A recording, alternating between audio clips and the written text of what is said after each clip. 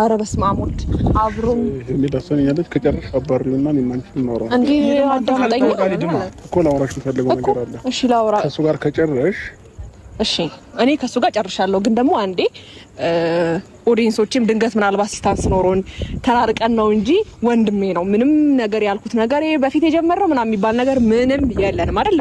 አውቀን ነው። ከዛ በኋላ አጋጣሚ ስንገናኝ እንደዚህ ፍርሽ የኔ ፍቅር ይቅርታ ጠይቀው ብሩክ ነው እንደ ወንድሜ የማየው። ይሄ ፍቅረኛዬ ነው።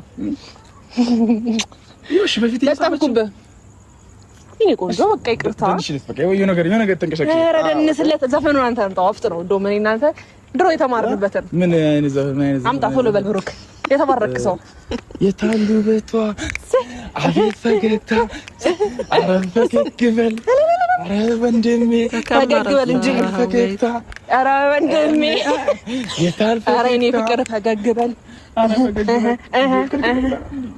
እንዴ እዚህ ጋር ፈገግታ ተከልክሏል እንዴ?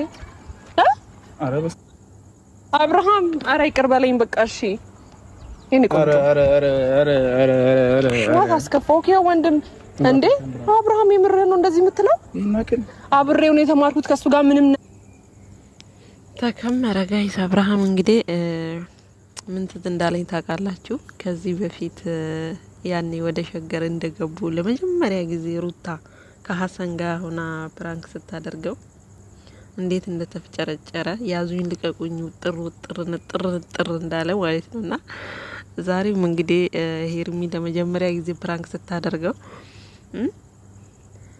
ክምር ሆኖ ቁጭ አለ ማለት ነው። እና ለማንኛውም አንተም ብቻ ፕራንክ አድራጊ ማን አደረገክ? ፕራንክ ስትደረግም አምነህ መቀበል አለብህ ማለት ነው። ለዛውም እሷ ቀላል አድርጋ ነው ወዲያው ነው የነገረችው እውነት ለመናገርና እሱም አለ በጣም ብዙ ፍራንኮችን ይሰራል በነገራችን ላይ አብርሃም ማለት ነው። እና ሄርሜላ እንግዲህ በጣም ፈርታለች እውነት ለመናገር በውስጧ ማለት ነው። ልጁን እኮ ነጨው እጁን።